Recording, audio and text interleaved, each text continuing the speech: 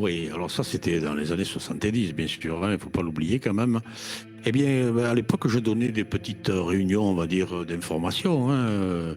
Ces là se situaient dans une salle de bar qui était fermée d'ailleurs, puisque une fois que les personnes que nous avions invitées étaient là, on tirait les rideaux et on faisait nos petites expériences.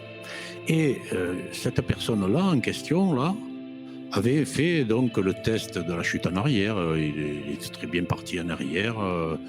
Un très bon sujet, très réceptif. Mais bon, il n'avait pas envie, parce qu'il n'y croyait pas, hein, il ne croyait pas aux séances d'hypnose, donc il ne voulait pas participer.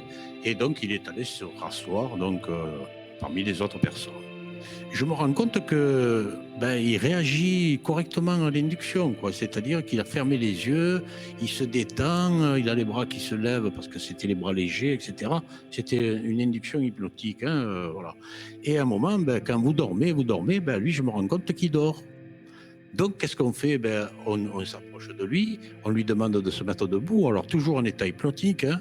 Il se met debout, il réagit à nos instructions et on déclenche une catalepsie. La catalepsie, c'est une contracture des membres, des muscles, quoi, hein, des membres, et le corps paraît raide, et raide comme une barre de fer. Et donc, la photo que vous avez mise là, sur votre blog, là, eh bien, c'est ce personnage donc, qui est en état cataleptique qu'on va poser entre deux chaises.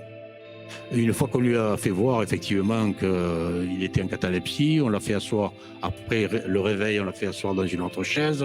Il se demandait ce qui s'était passé parce que lui, par contre, il pensait toujours ne pas avoir été endormi, quoi. Voilà.